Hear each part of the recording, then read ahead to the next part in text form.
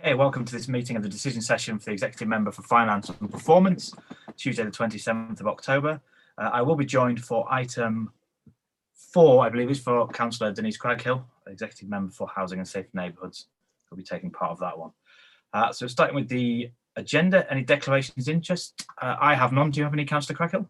No, I don't. Okay, item 2 on the agenda is to approve the minutes of the decision session held on the 9th of March and the 7th of October. I'm happy to agree those as a correct record, and we'll sign those at the time I'm next able to get into West offices. Item 3 is public participation. I have not had any notification of any members of the public registering to speak. So we'll go straight to that agenda item 4, the extension of the hardship fund support, and I'll hand over to Pauline Stutchfield. Thank you, Chair. Earlier this year, the government provided the council with hardship funding for each resident claiming council tax support, with up to £150 each of additional financial support towards their council tax bill in the current financial year 2020-21. This was intended to help those with lower incomes and/or on benefits to cope with fluctuations in income due to the COVID-19 pandemic. The awards are made automatically, and this continues with new council tax support claimants throughout the financial year until the fund is exhausted or extended. An update on the current fund position is contained at paragraph 7 on agenda page 10. As at today, the fund is of almost £957,000 has been spent, with with funding for about 6 claimants left. Funding has supported around 6,100 people so far. This is a moving feast as people move in and out of council tax support, so it's not an exact figure. As stated, the fund has been reducing at nearly £5,000 per week, or 33 new claims, and is almost exhausted this week. This corresponds with the ending of the furlough scheme and credit card loan mortgage payment holidays. And although we know improvements have been made to the job support scheme replacing furlough, we also know that unemployment levels and other financial challenges for our residents will continue to increase. The fund, which was meant to last until the 31st of March 2021, is running out. And the implication of this is that residents claiming council tax support afterwards will be treated differently in terms of support with their council tax bill compared to those who claimed to date. As COVID-19 is continuing and its impacts on residents will still be felt for some time to come, the council could consider using an element of its own additional COVID-19 emergency welfare fund to sustain the payments until the end of the financial year. This would treat all council tax support claimants fairly across the current financial year and provide some breathing space before the 21-22 council tax bills are issued. How much could this cost? At current claim rates, the amount required would be approximately £110,000, but it is possible that this could increase substantially. The position of spend against the current financial year budget is shown at table 1 and the budget itself at table 2. So you can see that there's £773,000 left, although you are aware that the council used this fund to pay for the free school meals for half term to support families and children in hardship at a cost of £43,000 last week. The community support provided in the first 4 lines of table 1, which includes the prepaid cards, food parcels, mobile phones and data, internet, and discretionary one-off free school meals during various holidays, has been very effective in supporting residents throughout the pandemic. We recommend that the funding for these items and the hardship support for council tax are all continued to 31st of March 2021. So turning to the recommendations on the first page, executive members are therefore asked to note the financial support provided to residents today, approve the extension of the hardship scheme with council funding to the 31st of March 2021, and approve the continuation of the community-based welfare support as set out in the first 4 lines of table 1. Thank you, Chair. I'll open up to questions and comments then. Anything, Councillor Craghill? Thank you. Well, just a few comments, really. I very much welcome the proposals in this paper. I'm really glad we've been able to identify these funds to extend the £150 financial help through to the end of March. I think this is a particularly useful way of getting a payment, is a particularly useful way of helping people as it is paid directly, and it doesn't need people to apply separately, which I think can be a barrier to reaching those most in need. So I think it's very helpful that we can extend that. I'm also pleased that we're extending the funding for the welfare support and for the discretionary, including the discretionary free school meals funding. As Pauline mentioned, we did step in and use some funding to fund the free school meals during school holidays for those who are actually eligible for free school meals when the government failed to do that. But I think extending this discretionary funding is also really valuable for families who don't meet those criteria but are just about managing and really need that support, so children can get a decent meal each day of the school holidays. Just finally, I think there is a concern that we can't be sure we won't run out of this funding before the 31st of March next year because of the current situation and the pressures that are facing us over the winter. And it is possible that the need for support is certainly going to grow over the winter. And I just think this underlines the need for the government to step up and provide some more consistent and comprehensive funding to support residents. But I certainly welcome the proposals here today. Thank you, Councillor Craghill, and that segues nicely into what I was going to talk about. Because the first word I had down was government, and I think one of the things we've noticed, especially in this particular area, is funding we get from the government tends to come at the last minute without the clarity that we really need in order to put schemes in place. I think we've also found, as this paper shows quite clearly, it's generally insufficient. While it's obviously welcome and helps us to support residents, on the whole, it doesn't cover all the costs that we need. And also more recently, I think there's been quite a lot of double counting from national government in terms of giving us one pot of money and then claiming it was there for 5 or 6 different things. So I think that has been something of a challenge, but I think it really vindicates the moves we made very early on during this pandemic to set aside the additional £1.2 million worth of support for local residents alongside the additional £1 million that we put into businesses. And I think when you look at table 1 and table 2, it just kind of show what a difficult situation we'd been in had we not identified our own resources to help support this. I think it's absolutely right, as the paper identifies, that we are able to extend this. It would be anomalous for those that applied early on in the scheme to get that, and those that had it in the last sort of 2 to 3 months were not eligible for the same sort of payment. And I think I fully share your concerns, Councillor Craghill, that this does only feed through until March. Obviously, we made that step through with the free school meals as well, which covers us for this half-term period, but we have Christmas holidays coming, and there will be further draws on these resources that we've made available. And we need to do all we can really to make sure that government are giving us the level of financial support on top of what they've already done to enable us to offer the support that has been absolutely vital, I think, for most people. And I think at the end of it, it's just to say thanks to the staff for the continuing work that they're put in very, very challenging circumstances, both personally as individuals and in an ever-changing landscape during a period of pandemic. I think the speed with which we've been able to get that money out and help support people both in this area and other areas has been commendable, and that's my thanks to the staff, to Pauline and David and their teams in terms of getting that money out there. With that then, I'm happy myself to approve the recommendations at page 9, paragraphs 2. Happy with that, Councillor Craghill? Happy with that, yes. Okay, let's go back to those recommendations. Thank you very much. In which case, Councillor Craghill, I think you may go and enjoy the rest of your evening. Good to leave. Thank you very much. So that brings us to, are you staying as well, David and Pauline, or are you? Happy to go? Yes, I'm happy to go as well if you're happy for us to leave. Yeah, we'll let you do that in terms of that.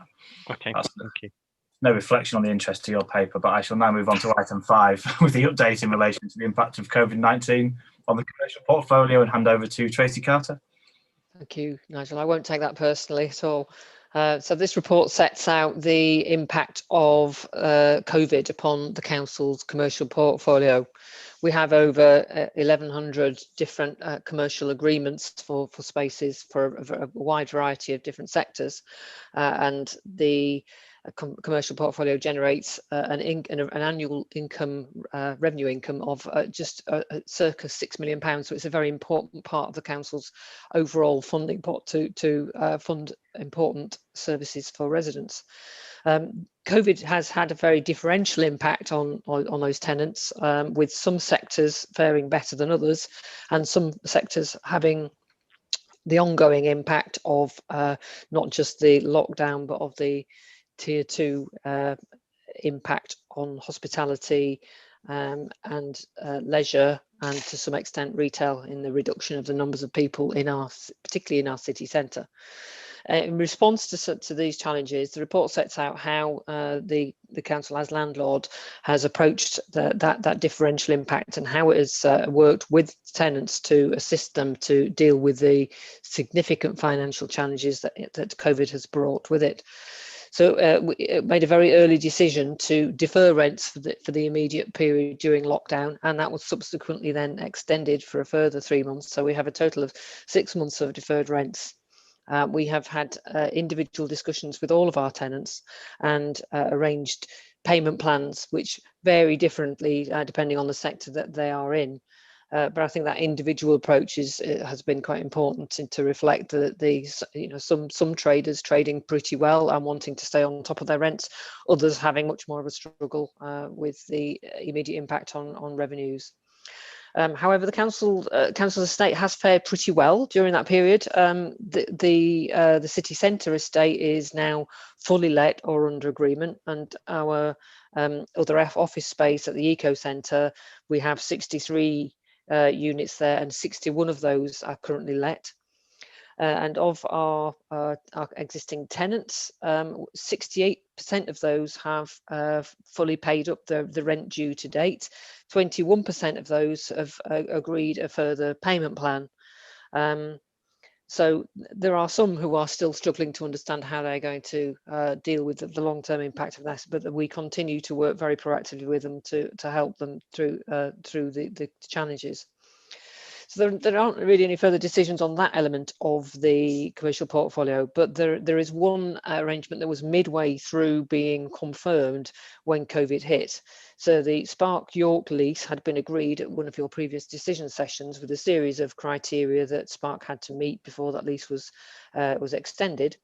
And that new lease was due to come into place, but was impacted both by the timescales of the planning decisions being made and their works to actually implement some of the conditions on that, particularly the cladding on the outside of the scheme. So to maintain the kind of legality of their occupation, we offered them a temporary tenancy at will to take us through that summer period, whilst they discharged the conditionality that had been previously agreed. However, COVID has had quite an impact on the hospitality sector in particular. With lockdown, Spark weren't able to trade. That reduced their balances, and they have been impacted by firstly the 10 o'clock close down, and then the further restrictions brought in under tier 2. And they have approached us with a request for further mitigation on some of the clauses on the lease to help them meet the financial challenges. So the continuing presence of Spark in our city has been a real positive during the summer. The need for a further outdoor space and to create activity on the street and to encourage footfall. I think Spark have played a really important part in that over the summer, and the continuation of their lease, as already agreed, is something that we want to support. But they have requested slight amendments to some of the financial terms, in that they have requested that the unique deposit that we asked from them ahead of the lease extension, and the requirement to have a personal guarantor on the lease, are conditions that they have asked us to consider removing. that would, if to agree to those two things, would actually put them on a par with all of our other tenancies within the city centre for whom we don't ask for deposits or guarantors, and will definitely aid with the support of those small business units that run from Spark, and make it a level playing field with other businesses in the city. So that is a request which as officers we would wish you to consider, and that's the one decision on this report. Thank you, Tracy. I've got nobody else to ask the questions other than myself, so I'll just go ahead straight into comments. I think I was quite surprised we had nobody registered to speak today, in terms of a lot of the conversations we seem to have about the commercial estate, and I think it's probably not always clear to people the extent of which the commercial estate that we have and the sort of key role it plays in terms of what we deliver as a local authority. That figure of 1,100 occupational agreements, 6 million turned into the economy in terms of our budget pressures.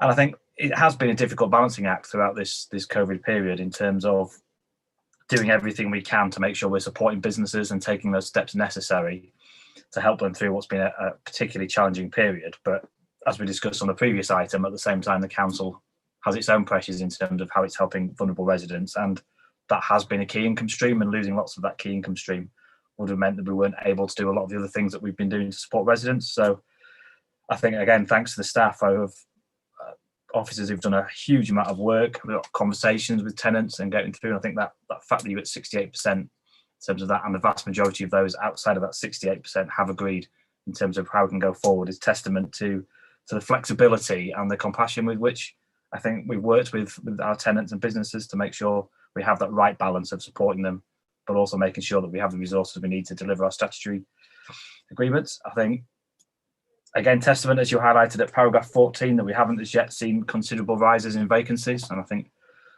there's been a lot of confusing stories in the press lately about city centre vacancies and anomalous statistics about the number of losses of chain stores. The reality is that our city centre property, as you said, is fully let or under agreement, and we're not seeing the same high level of city centre vacancies as other areas in the country. We are still managing to maintain a vibrant city centre, and we play as a landowner a key role in doing that one.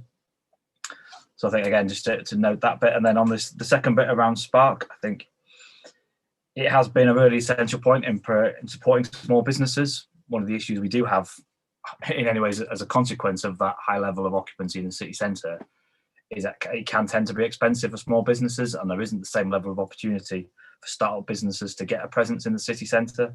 And Spark has been, though not always without its issues and slight teething trouble, shall we say, has always been vital to providing that opportunity for people to take that first step in and make sure they have and grow in the city. And then, as we noticed at the last decision session, on numerous occasions, be able to move into city centre premises themselves. Throughout this period, it's been absolutely essential that we maintain that vibrant city centre as much as we can. As we came out of lockdown and as we came out of recovery, actually having a thriving area. I think one of my big disappointments with Spark was during the Eat Out Help Out on a Monday, Tuesday, Wednesday. They didn't open on a Monday, which I did consider as an interesting way of approaching things.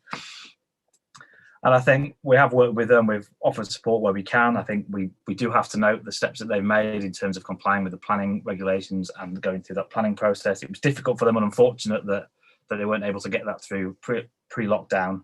So that has led to this fact that we still have the lease going forward. But I think, for all the reasons I said above, I think it is very important we have the certainty. And I think, as you said, it brings them in line. There's no suggestion that they're being treated anyway differently to any other organisation or any of our tenants. We've offered support to everybody, and it's a very similar line that we're taking with Spark here.